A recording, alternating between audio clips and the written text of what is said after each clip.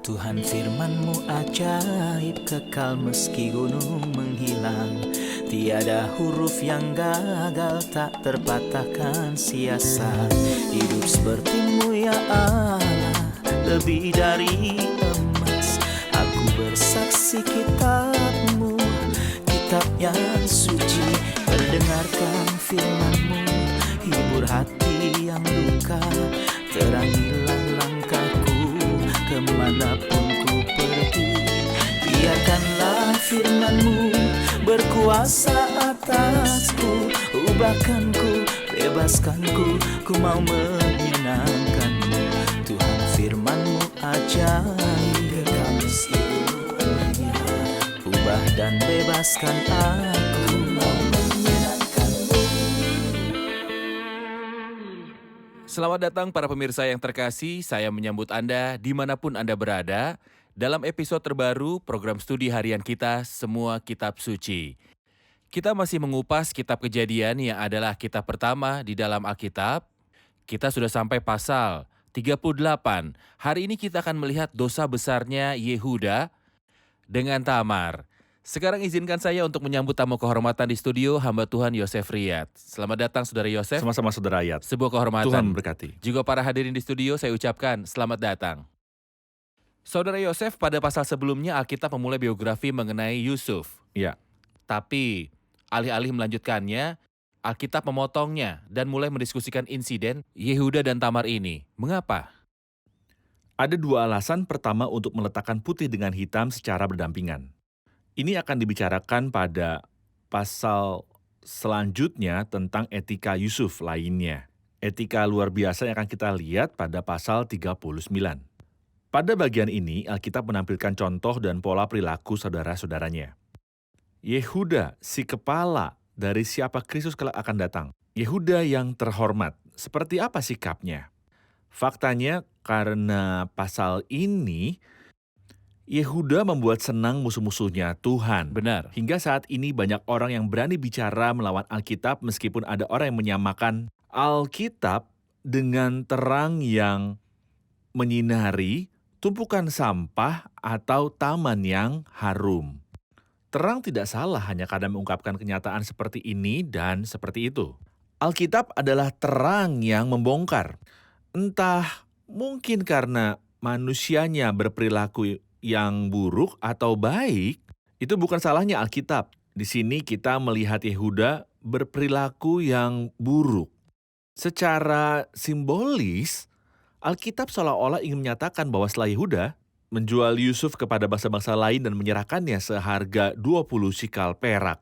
Seperti apa kondisinya? Di sini diberitahukan bagaimana kondisinya dan dosanya Yehuda secara simbolis ini sama. Seperti orang Yahudi menyerahkan Kristus kepada bangsa non-Yahudi. Bagaimana keadaan mereka selama 2000 tahun terakhir? Pasal ini akan menjelaskannya. Tolong gambarkan mengenai kisah ini secara umum. Mengapa itu bisa terjadi? Apa masalah Yehuda dan Tamar?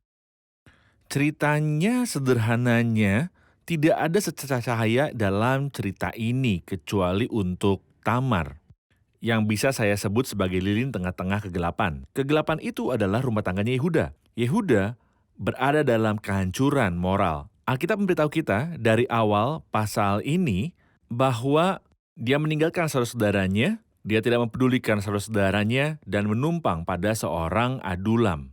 Di sana dia melihat seorang gadis putri Adulam dan ingin menikahinya, jadi dia menikahinya dan memiliki 3 anak laki-laki dari perempuan itu. Kemudian Yehuda ingin menikahkan anak sulungnya dengan seorang gadis bernama Tamar, tokoh utama dalam perikop ini. Tapi karena anak sulungnya Yehuda jahat, Tuhan pun membunuhnya. Tamar, gadis muda itu pun menjanda. Yehuda lalu memberikan Tamar kepada anak keduanya untuk membangkitkan keturunan bagi saudaranya atas warisan. Ketika anak keduanya tahu bahwa bukan ia yang punya keturunannya nanti, ia sengaja biarkan air maninya terbuang. Yehuda takut memberikan Tamar kepada anak ketiganya. Ia seolah berkata tampaknya perempuan ini adalah pertanda buruk karena siapapun dari anak-anak saya yang menikahinya akan meninggal. Jadi Yehuda menjaga anak bungsunya, Shelah dari Tamar, anak laki-laki itu tumbuh dewasa. Tapi Yehuda tidak ingin memberikan dia pada Tamar, jadi Tamar menyamar sebagai perempuan sundal dan Yehuda menidurinya. Tamar menempatkannya, Yehuda menikahinya atau sebenarnya mendidurinya dan kemudian memiliki anak dari Tamar. Saat Yehuda tahu bahwa Tamar mengandung dari persundalannya, dia ingin Tamar dibakar, tapi Tamar sudah bersiap. Ia sudah mengambil tanggungan dari Yehuda, berupa cap manterai, kalung, dan tongkatnya. Ketika orang-orang datang untuk membawanya keluar untuk dibakar, Tamar seolah-olah berkata kepada mereka, "Katakan kepada dia yang menyuruhmu, tongkat siapakah ini? Cap manterai siapakah ini? Kalung siapakah ini?" Jadi Yehuda menjawab, "Bukan aku, tapi perempuan itulah yang benar."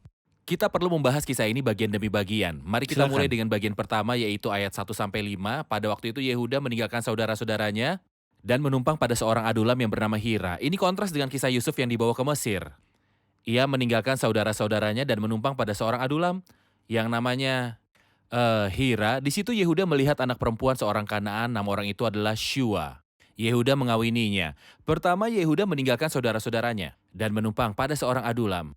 Ia menikahi perempuan yang bukan dari lingkarannya, tapi gadis-gadis negeri itu. Apa yang bisa kita pelajari dari dosa pertama Yehuda bagian ini? Itu memberitahu kita tentang kemerosotan dalam keluarga yang beriman. Saya ingin membandingkan keempat generasi. Yang pertama Abraham, kedua Ishak, ketiga Yakub, dan yang keempat Yehuda. Apa perbandingan antara keempatnya? Abraham sangat jelas bahwa engkau tidak akan mengambil untuk anakku seorang istri dan antara perempuan Kanaan, tapi engkau harus pergi ke negeriku dan kepada sanak saudaraku. Jadi Abraham menolak apapun keadaannya untuk Ishak menikah dengan gadis-gadis di negeri ini. Saat kita sampai pada generasi kedua Ishak, meski dia tidak suka Esau menikah dengan gadis-gadis negeri ini, tapi dia mengizinkannya. Ini membuat hidup Ishak dan Ribka menjadi pahit. Mereka bersedih hati. Saat kita sampai pada Yakub, kita tidak membaca bahwa Yakub sedih saat Yehuda menikahi putri Shua. Dia tidak merasa sedih. Saat kita sampai pada Yehuda, kita diberitahu di ayat 6, sesudah itu Yehuda mengambil bagi anak sulungnya seorang istri yang bernama Tamar. Itu artinya dialah yang menikahkan anaknya dengan Tamar orang Kanaan. Kemerosotan terlihat jelas dari Abraham yang menolak, Ishak yang bersedih hati, Yakub yang acuh tak acuh, lalu sampai pada Yehuda yang melakukannya dengan sengaja. Benar. Jadi dosa yang jelas di pasal 38 adalah bahwa Yehuda terikat pada salah satu gadis dari negeri itu. Ya. Setelah itu Alkitab akan berfokus pada dosanya Tamar atau bisa dikatakan perilaku bodoh dari Tamar. Tolong beritahu kami tentang orientasi Tamar. Dosanya karena dia tidak menunggu waktunya Allah. Dia bertindak sendiri untuk menempatkan Yehuda dalam dilema untuk mendapat keturunan. Seperti yang saya kemukakan tadi, saudara ayat, saya menyebut Tamar seperti lilin dalam kegelapan. Mengapa saya memanggilnya lilin? Karena dia satu-satunya cahaya yang bersinar meski redup. Tapi satu-satunya yang bersinar. Saya tidak dapat melihat cahaya yang bersinar sama sekali pada Yehuda atau anak-anaknya. Anak-anaknya jahat seperti yang dikatakan oleh Alkitab. Tuhan melihat bahwa anak sulungnya jahat, maka Tuhan membunuhnya. Begitu jahat sampai pada titik di mana Tuhan membunuhnya ketika ia masih pengantin laki-laki. Itu berarti kejahatannya luar biasa. Semua orang memang jahat, tapi yang ini kejahatan yang luar biasa. Jadi Yehuda jahat dan anak-anaknya juga jahat. Satu-satunya cahaya yang bersinar itu adalah Tamar. Yang saya lihat pada Tamar sama dengan yang kita lihat sebelumnya antara Yakub dan Esau. Esau adalah orang yang meremehkan anugerah Allah. Dia meremehkannya. Yakub menghargainya tapi mendapatkan dengan cara yang salah. Yakub kemudian membayarnya dengan harga yang mahal. Benar. Hal yang sama kita lihat terjadi pada Tamar. Dia menghargai anugerah Allah. Tapi Yehuda Jalannya salah. jalannya salah. Apa anugerah Allah itu? Tamar tahu bahwa dari Yehuda lah kelak Mesias akan berasal. Pada umumnya setiap perempuan di bumi berharap kalau keturunan si perempuan itu akan berasal darinya. Tamar ingin keturunan, dia menginginkan Mesias yang akan datang. Faktanya Mesias memang datang dari Tamar. Tapi Yehuda tidak peduli dengan kedatangan Mesias. Seperti halnya Onan, dan Shela. Yang tak peduli tentang kedatangannya, mereka seolah berkata, jika dia ingin datang, datang aja. Apa yang harus kita lakukan? Jadi Tamar menghargai kedatangan Mesias, tapi bertindak dengan cara yang salah dan dia membayar harganya. Tapi yang lain adalah kegelapan. Mereka tidak peduli dengan kedatangan Kristus. Sayang sekali. Tapi tentu saja, Kristus setelah genap waktunya akan datang ke dunia. Baik, kita akan kembali untuk menjawab pertanyaan hadirin.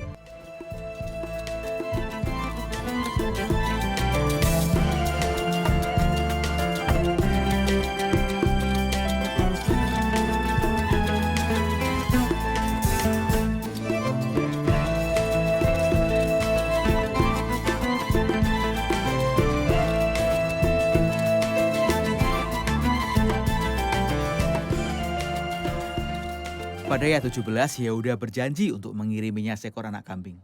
Apakah ada hubungan antara kambing dan dosa? Silakan Saudara Yosef.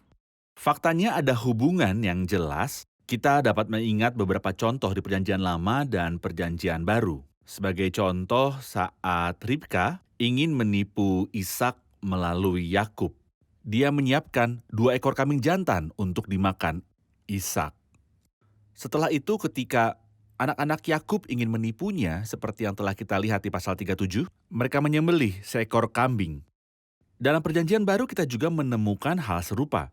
Ketika si anak sulung berkata kepada ayahnya, "Padaku belum pernah Bapa memberikan seekor anak kambing untuk bersukacita dengan sahabat-sahabatku." Dalam penghakiman orang yang hidup, Tuhan membedakan antara domba dan kambing, domba di sebelah kanan dan kambing di sebelah kiri. Jadi kambing selalu berhubungan dengan dosa. Seekor kambing jantan selalu dipersembahkan sebagai korban penghapus dosa. Saat kita sampai pada Iya. kitab Imamat 16, kita temukan bahwa korban dipersembahkan untuk dosa adalah seekor kambing jantan. Baik.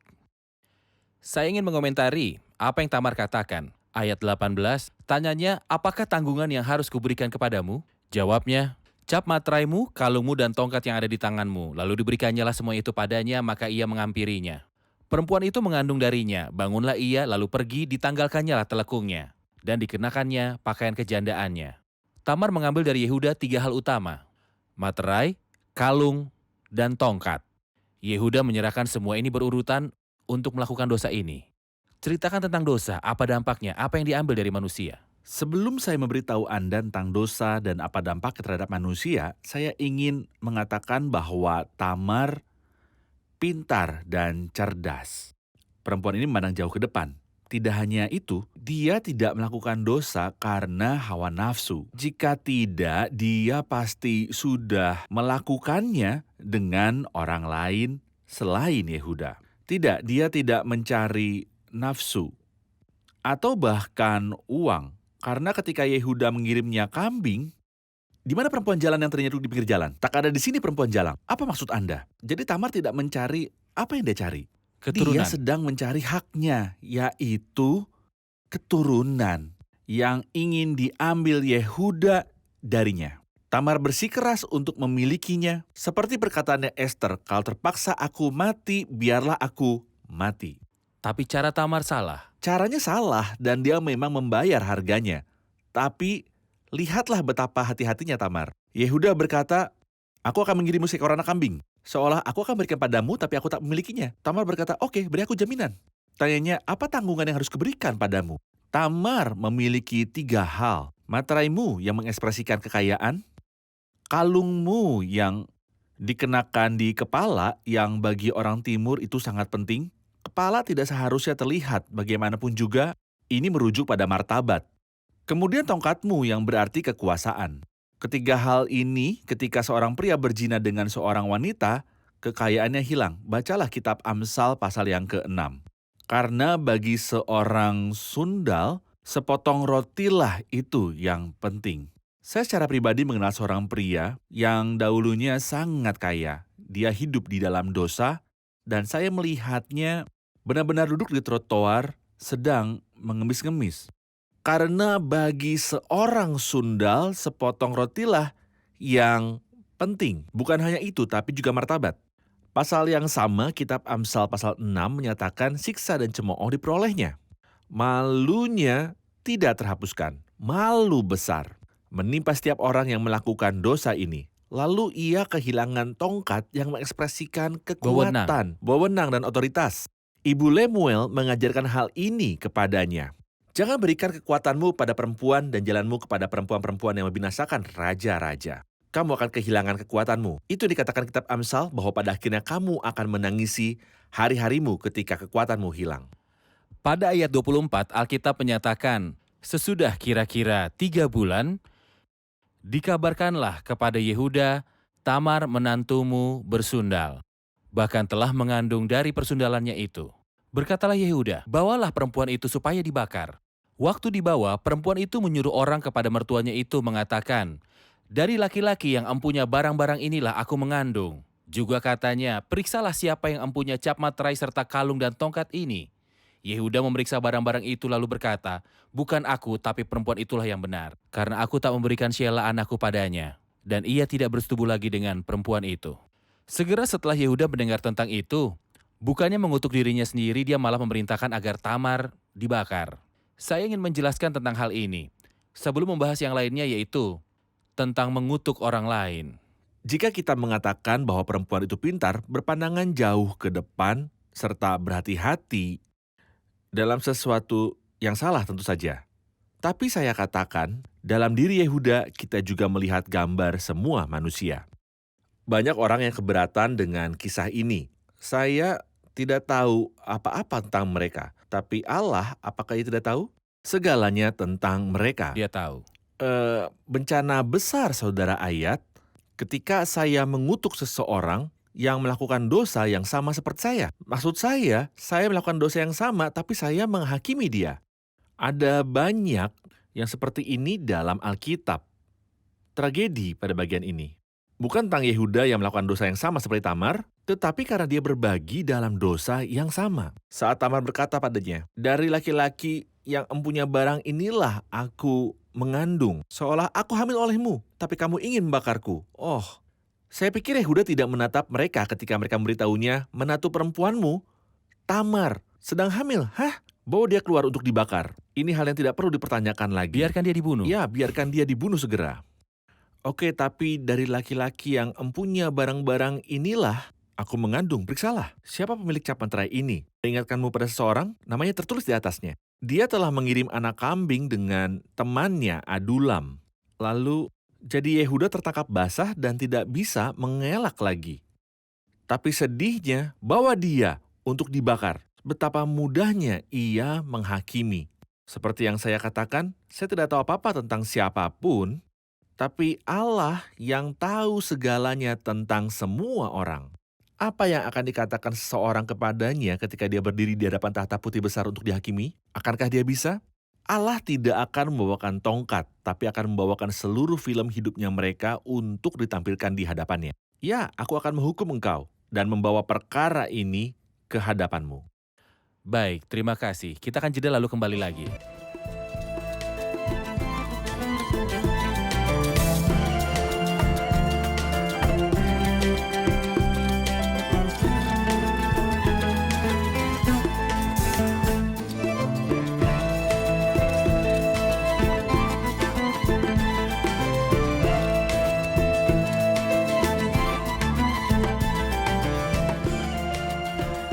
Saya punya pertanyaan, mengapa Tuhan mengizinkan dalam silsilah Yesus Kristus ada orang yang seperti Tamar atau seperti Rahab? Silakan Saudara Yosef. Bisa saya katakan bahwa karena dosa Tamar, Kristus datang. Apakah itu mengganggu? Tidak mengganggu. Jika tidak ada dosa, pada dasarnya Kristus tidak akan datang. Jadi, yang menghubungkan Tamar dengan Kristus adalah dosanya. Yang menghubungkan saya dengan Kristus adalah dosa. Karena Kristus tidak datang untuk memanggil orang benar tetapi orang berdosa. Tapi nyatanya bukan hanya dosa yang menghubungkan saya dengan Kristus, tapi juga iman. Inilah yang kita lihat pada Rahab. Karena iman maka Rahab perempuan sundal itu tidak turut binasa. Dosa menghubungkan saya dengan Kristus dengan satu syarat bahwa saya harus beriman. Tidak, ada hal lain lagi. Hukum Taurat tidak berguna di sini, karena itu nama Rut juga terdapat dalam silsilah pada Injil Matius 1. Hukum Taurat tidak memberikan hak apapun kepada Rut, tetapi kasih karunia memberinya. Jadi, orang berdosa beroleh keselamatan melalui iman oleh kasih karunia. Perempuan keempat dalam daftar silsilah juga bukan Batsheba. perempuan terhormat, istri dari Uria. Itu berarti bahwa Allah menyelamatkan orang berdosa. Ia menyelamatkan mereka oleh kasih karunia melalui iman. Bukan melalui hukum Taurat, juga keselamatan ini selamanya tidak bisa hilang. Sungguh indahnya kisah yang diceritakan keempat perempuan ini kepada kita. Tamar seolah menyatakan kalau orang berdosa punya kesempatan untuk diselamatkan. Rahab beritahu kita bahwa itu terjadi melalui iman. Rut beritahu kita bahwa tanpa usaha manusia dan hukum Taurat, dan istri Uria memberitahu kita kalau keselamatan itu sifatnya kekal. Pada akhir cerita ada kabar baik. Dari ayat 27 sampai akhir pasal 38, Kita temukan peristiwa kelahiran. Tolong jelaskan mengenai kelahiran kedua anak tersebut. Apa yang kita lihat? Kita bisa bilang bahwa pasal ini memberitahu kita secara singkat mengenai sejarah bangsa yang melahirkan Kristus pada pasal yang ke-37. Yehuda menjual Yusuf. Di sini kita melihat sejarah bangsa itu. Kemudian tibalah bagian terakhir yang menceritakan tentang peristiwa terpenting dari bangsa ini. Oke, tapi sebelum kita lanjutkan, supaya para pemirsa terkasih bisa mengikuti kita, pada bagian ini kita akan mempelajari sesuatu yang simbolis. Ya, Bahwa Yehuda pada bagian ini mewakili bangsa Yahudi. ya, Bangsa Yahudi dari mana Kristus berasal dan menolak Kristus. benar. Seperti halnya Yehuda yang menjual Yusuf pada pasal sebelumnya, bangsa Yahudi menolak Kristus dan menjualnya. Jadi ini mengenai hubungan antara bangsa Yahudi dan Kristus. Benar. Baik, silakan lanjutkan. Jadi pasal ini berbicara tentang sejarah bangsa Yahudi dari kedatangan Kristus yang pertama sampai yang kedua. Benar. Inilah yang kita lihat pada dua anak kembar ini, yang lahir pada akhir pasal. Dua anak kembar berbicara tentang kedatangan Kristus yang pertama dan kedatangannya yang kedua. Bagaimana? Alkitab menyatakan, dan ketika ia bersalin, seorang dari anak itu mengeluarkan tangannya, lalu dipegang oleh bidan, diikatnya dengan benang kirmizi. Ya, Gambar Kristus yang datang lebih dulu untuk menderita, sebagai mati, menebus, dan mencurahkan darah yang kita lihat melalui gambaran pada benang Iya. kirmizi. Bagaimanapun Kristus dengan karakteristik ini ditolak oleh bangsa Yahudi. Apakah Iya. kita akan menerima Kristus yang penuh luka cambuk? Kristus yang tersalib? Orang yang disalib dikutuk oleh Allah. Bangsa itu tidak sadar bahwa kutukan itu disebabkan oleh mereka. Bahwa ia datang untuk menanggung kutuk mewakili mereka. Jadi, meskipun anak itu keluar lebih dulu dan bidan mengikat benang kirmizi di tangannya, ketika anak itu menarik tangannya kembali, keluarlah saudaranya, laki-laki pertama. Dan bidan itu berkata, alangkah kuatnya engkau menembus keluar, maka anak itu dinamakan Peres. Inilah gambaran mengenai penolakan mereka terhadap Kristus sebagai akibatnya pelanggaran datang pada masa lalu dan pada masa mendatang. Pelanggaran pertama terjadi pada tahun 70 Masehi. ya. Ketika Titus orang Romawi datang, mengepung dan mengancam Yerusalem, sementara itu orang-orang Yahudi berada di dalamnya. Inilah yang dinubuatkan Daniel. Pada pasal 9 akan disingkirkan seseorang yang telah diurapi dan pada sampai akhir zaman akan ada peperangan dan pemusnahan seperti yang telah ditetapkan. Tapi setelah itu, setelah pelanggaran pertama, yang kedua akan datang oleh Raja Utara di masa depan. Dan setelah itu Alkitab berkata, sesudah itu keluarlah saudaranya laki-laki yang tangannya telah berikat benang kirmizi itu. Sebuah gambaran mengenai bangsa yang akan menerima Kristus yang dahulu datang pertama kali dengan darah. Tapi belum akan terjadi sebelum mereka melihat kemuliaannya. Kita melihat itu dalam kitab Wahyu 1 ayat 7, lihatlah ia datang dengan awan-awan. Dan setiap mata akan melihat dia dalam kemuliaan dan kemegahannya. Juga mereka yang telah menikam dia dan semua bangsa di bumi akan meratapi dia. Jadi Kristus akan mendatangi mereka lagi dalam kemuliaan dan kuasanya. Matahari kebenaran akan bersinar. Kemudian mereka akan menyadari bahwa Kristus yang pertama kali datang dan mati untuk mereka adalah orang yang sama yang datang dengan kuasa dan kemuliaannya. Bila ada yang bertanya, bekas luka apakah yang ada pada badanmu ini? Lalu ia akan menjawab, itulah luka yang kudapat di rumah sahabat-sahabatku. Betapa agungnya firman Allah. Benar. Setiap pasal, setiap frasa, kata, nama, Benar. dan arti nama di Benar. dalamnya, Benar. aku melihat batas-batas kesempurnaan. Tetapi perintahmu luas sekali, Mazmur 119.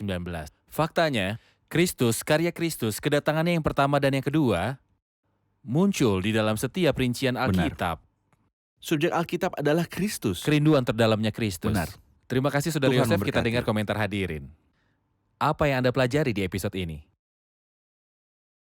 Kita lihat dari jaminan yang diambil Tamar dari Yehuda. Cap meterai, kalung, dan tongkat, bahwa dosa merampas kekayaan, martabat, dan kekuasaan. Ya, itu mempengaruhi manusia. Saya sangat suka perbandingan antara Yehuda, saudara laki-laki dari Yusuf, dan Yudas dalam perjanjian baru. Yehuda dalam perjanjian lama menjual Yusuf 20 sikal perak. Pada pasal ini, kita melihat sikap dari Yehuda, betapa buruk dan bagaimana mereka menjual saudaranya. Dalam perjanjian baru, Yudas menjual tuannya dengan 30 keping perak. Ini juga menunjukkan niat bangsa Yahudi dan keburukan moralnya. Baik,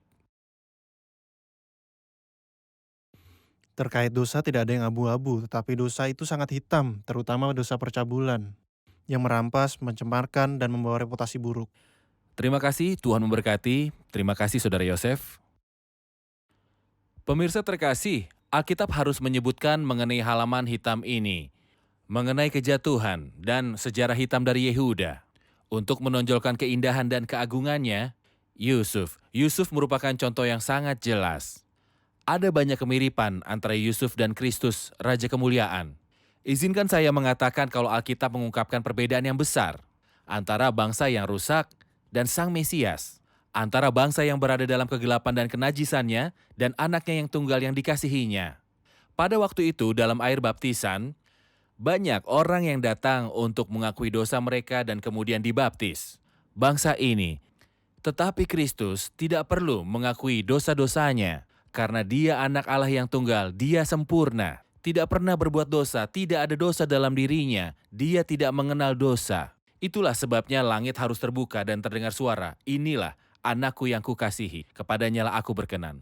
Kami bangga pada Kristus, kami bangga pada kesempurnaannya Kristus. Biografi manusiawi Kristus menghormati siapapun yang mengikuti Kristus. Kami bangga bahwa biografinya dalam keempat Injil bebas dari kesalahan, bebas dari segala kekurangan. Kristus menghormatinya. Siapapun yang menjadi miliknya dan mengikutinya. Saya mengajak Anda untuk mendalami isi keempat Injil dan membaca kehidupan Kristus. Anda akan mengagumi pribadi yang unik ini. Sampai jumpa di episode berikutnya. Tuhan menyertai.